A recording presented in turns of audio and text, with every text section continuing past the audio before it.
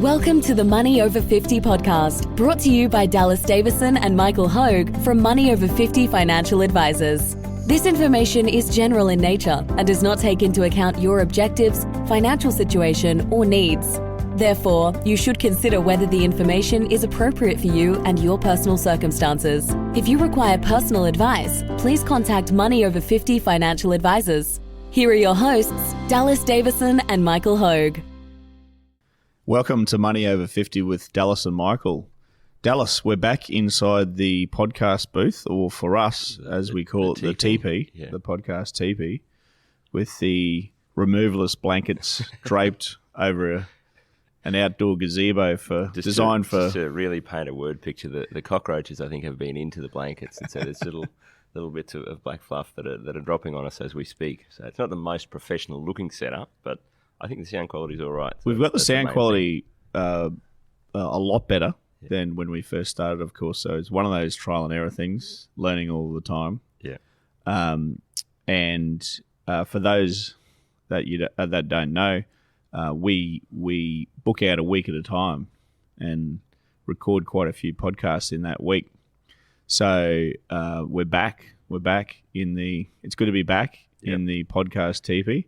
Now, Dallas, you said that you've got a warm-up one for us to get back into the flow. Yeah, this is... And you claim that it's going to be a 5-minute one, which you've made numerous claims before that ever get The reason I say this is a warm-up, because I feel like this is one of those things where we're often having a coffee, Michael and I, and I'll make some outlandish statement and you'll just scoff and shake your head and wander off and go back to actual work. So this is one of those where you'll either chime straight in and get involved in the conversation and you'll derail my 5-minute thesis, or you'll just listen to me rant for 5 minutes and go, righto, mate, whatever you reckon. So let's go. I haven't even the name of the podcast preempted me at all. Is Why My Kids Are Getting No Inheritance.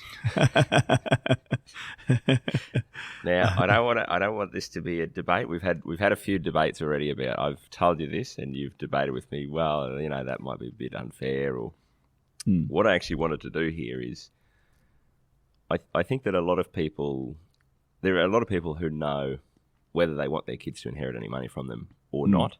So this podcast is not designed to convince anyone. So my point here is, if you want your kids to inherit money, this is not saying that you're wrong and that I'm right. In fact, this is one where I reserve my judgment. I might turn around in 10 years' time and completely change my perspective on this. But right now, this is how I see it. So what I want to do is collect my thoughts here and verbalize them. And hopefully, if someone out there is listening to this and hasn't actually given this any thought, or they're not sure where they sit on this might help them in that decision. And I guess that's the first point I'd make there is, this is a decision for people to make. It is a very interesting thing that when we're looking at retirement planning with people, one of the levers that you can pull there to some degree is, do you plan to die with nothing or as close to nothing as we can manage, or do you actually want to leave some money to your kids? And as I say there, I don't think there is morally a right or wrong answer here, as long as that decision is arrived at with some sort of thought behind it. Now, the part two of that is that we've recorded other podcasts previously where we've said we can't leave you with no money when you die because we don't know when you're going to die. And so that's sort of the running joke is when people say, I want to spend my last dollar on the day that I die, it's pretty much impossible to do. My next question is to them, what date is that? Yeah. And if you can give me that date. Yeah, exactly. Then we can work out. We could work out a lot better than we. That's right. The current system of actually not knowing. Of assuming. Look, it's a difficult one. Of course, there's so many variables at play. Yeah, so many variables at play. Yeah. The longevity is one of those variables. But I think the way that I approach this, the way that I think about this with my own personal planning of financial things is, I can't guarantee that I'm going to spend the last dollar on the day that I die, and I don't think I'd want to, because I'd be panicking watching that balance drop. However, I can just turn around and give the whole lot to charity when I die. So that is an option, is regardless of whether we intend to really draw down all their money, or whether we just go, okay, well, whatever's left over, I'll just give that to charity.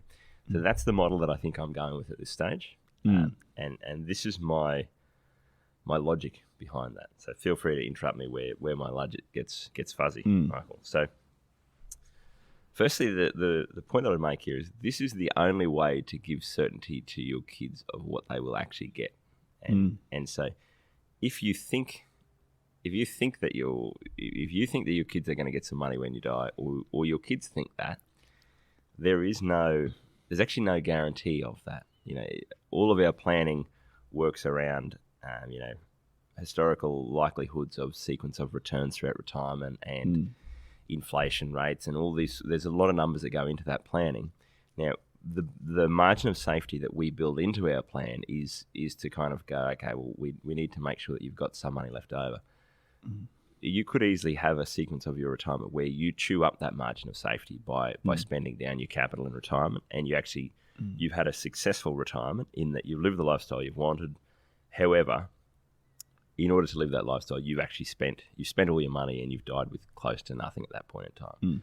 So I think that, I guess that's the first thing is, if you're saying to your kids, or whether it's said or unsaid, if your kids think they're getting an inheritance, they don't know that for sure.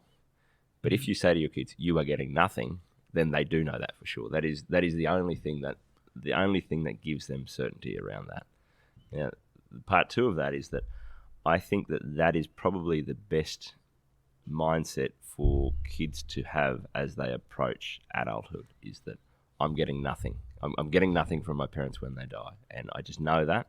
Doesn't matter if they die with $50 or $50 million, I'm getting nothing of that. And I'm financially, I'm on my own here throughout my adulthood. Look, it comes a point in time where a child has to stand on their own 2 feet. And I like the black and whiteness of this. Yeah. We see it done well and we see it done poorly. So we see, and it's usually people that aren't in the best position to be able to fund their own retirement. Yep.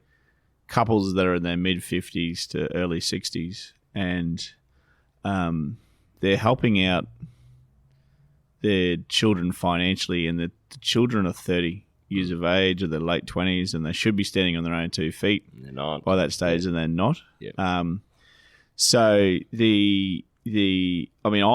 my belief is that the only opportunity that I think children in this country need is a good education and to be raised the right way with the support that they need. I think I like it from the point of view where I've done my job now. You've reached 18. Or 21. We can get into that debate about whether you should help your kids out and throughout their uni, or getting a trade or whatever. But there's still, like you said, it's black and white where you're at that point now. You are on your own. That's it. Not only am I not going to financially help you throughout your 20s, 30s, 40s, 50s, there's no big lump sum of money coming. Don't be sort of doing your financial planning thinking that, the old fella will buck over at some stage and I'll get a big check. Look, the other thing too that adult kids inheriting money, everyone gets a picture of these adult kids in their 40s, I think, inheriting money. I have clients that are in their early 70s, and they've just inherited some money from my client's father. So the lady of the couple, her father, and they're in their early 70s. So with longevity, which by the time I guess you may get the money as an adult child anyway. You should already be retired and self-funded and things like that. So I think that's very occasionally, but very rarely now, adult children inheriting money in their 40s or 50s even. Well, how many times have you had this conversation with people who are in their 50s and 60s, and we're talking about any other lump sums of money to come in or out over the next throughout their retirement, and one of them will make a comment to the effect of, well, I guess my parents will buck over at some stage and I'll get some money there. But the next sentence out of their mouth is pretty much always, but I don't want to cater for that or allow for that or take that into account in any way. So it's sort of to some degree, it's almost a waste of money, because you're going, they're 55, they're planning for their retirement, knowing that there is probably this amorphous sum of money that might or might not come in at some stage, maybe in the next 20, 30 years, that they're going to get and don't know how it's sort of really going to. It's a very odd thing, and so. And this, I guess, leads to part 2 of my thesis here, which is that, so part 1 is that it's the only way to give certainty to your kids of what they will actually receive in terms of financial assistance from you. Assume the worst, kids. Assume the worst. Nothing. It's not even assume. It's fact. It's not even an assumption. You go, you are getting nothing. You're getting nothing at all. So part 2 of this is that my thesis is your kids either need the money at the time which they inherit it, which means they're probably the person that shouldn't get it, and it's going to ruin their life because they've shown that they can't handle money, really.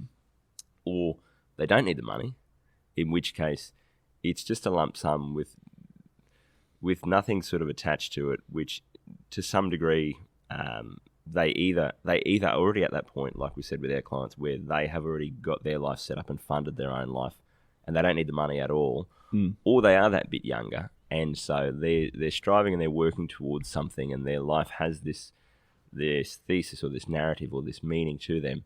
And now they've just got a big check and a big lump sum of money. And I think that probably is painful for some people because they've given things up throughout their life to get where they want it to be, and now they've kind of got there without actually having to do the work, and so they know that they haven't got that sense of achievement from that, and there's a hint of sadness with that money that is, well, I don't actually have anything to strive for anymore because I'm where I financially need it to be, and every day that money just reminds me of my parents having passed away younger than what I would have hoped. So that's part 2 of my thesis is your kids either need the money, in which case there's bigger problems there. If they need the money, they shouldn't get the money, or they don't need the money, in which case they shouldn't get the money either. So that's part 2 of that thesis. Part 3 of my thesis here is that I think that there is some subconscious weird thing that goes on, and you see it in family businesses. Particularly, but we will start to see this more and more as people retire and pass away with money, which haven't historically seen much of in Australia. Where in a family business, there's always the older generation who sort of have had their hands on the wheel and they've been in control, and there's a constant battle for that control, and the younger generation wants to take charge and wants to live life on their own terms, but to some degree they sort of know they can't. And so my fear here is that whether you're in business with your kids or whether there's just this behind the scenes, subconscious, unspoken about thing where, they will probably get a big lump sum of money for you at some stage in the future, which they haven't worked for or earned in any way. My concern is that if your kids are throughout their 20s and 30s, that's the time when they really need to be making decisions that are what's best for them and how do they want to live their life. Now, you can't be making decisions about what's best for your life and what do you want, and have this little subconscious thing going in the back of your mind, which is, yeah, but if I do this thing, that it's really gonna annoy my parents, and maybe I'll get cut out of the will, basically. And that's not. Again, none of this happens consciously, but I bet there is a much higher proportion of people than we think that are subconsciously making decisions, especially in those years where they should really be, their life should be going off and being its own thing based on who they are as a person. And they're subconsciously doing things to please their parents. And I think that's sort of a natural response. You want to keep the people you care about happy. But I think the minute that you tie money into that as well, it makes it more dangerous and more insidious. So that's my thesis. Look, I've got no problem with any of that. I guess while you were ranting, I was thinking, see, isn't it? It's interesting because everyone that's listening, it's their money, it's your money, and like Dallas started with, he's not trying to say this is the way to do it. Yeah. But more so to actually consider it and have a thought. I think it's a healthy thing to have a thought process about this. Yes, yeah. And the people that are listening, of course, with especially with children, or even if you don't have children, you need to leave your money somewhere. Yeah. I think it's a healthy thing to actually go through that thought process. Yep. and think about it, Yep. and I guess arrive at some sort of decision and position on that as well. That's exactly right. And I guess that's my thing is you have to take a position. This isn't something where, we've joked about it before, where sometimes you'll be talking to people about their money and you go, and we'll even do it without meaning to. Now, what would happen to your money if you were to die? You go, hang on, there's no if. There's no you if. are going to, whether it's when you're 60 or whether it's when you're 100, whether it's $50 or 50 million, there is a time when your money is going to cease to be yours anymore, and there is an amount that is going to go somewhere, and so it is I think something that we need to give more thought to as to what do I actually want this money to achieve beyond me, and it might be the answer might be nothing. I can take it out and set fire to it if you want. I don't care. Or it might be that you actually have opinions about that and that you have things that you want that to do. And as you say there, it's something that probably bears more thinking about than what it does. And I guess this is really just discussing that when you pass away, what happens with your money. The point that you touched on before, Michael, that I think is probably more pressing for people right now is that concept of your kids who are in their 20s and 30s. When you're giving them money, is that a thought out thing? Have you taken a position there and gone, this is what I want to do with my money? And again, I have clients who have said, with my kids, this is what I'm going to do with them in terms of giving or lending or whatever of money to them at certain points in time. And then there are others that we've seen where it just sort of things happen and there's a black hole of where'd that money go? Well, this thing sort of happened with our kid, and that's, as we say there, the same process of what do I want to happen with my money when I pass away. It's the same thought process as how do I want my relationship to be with my kids in their 20s and 30s in terms of money, and how does that work? So both very important things, both things that you are forced to take a position on. You have to do something, and so I think it's something that we should give more thought to. Great place to wrap up. Now, how do we do for time? 10 minutes. 10 minutes. I think that's pretty good. That's good. It's only 100% overs. In the past, we've done 5-minute podcasts that went for 25. So 10 minutes is pretty good. That's good. Thanks for listening. Thank you for listening to the Money Over 50 podcast with Money Over 50 Financial Advisors. For more information and resources, visit the Money Over 50 website, mo50.com.au. We look forward to catching up again soon.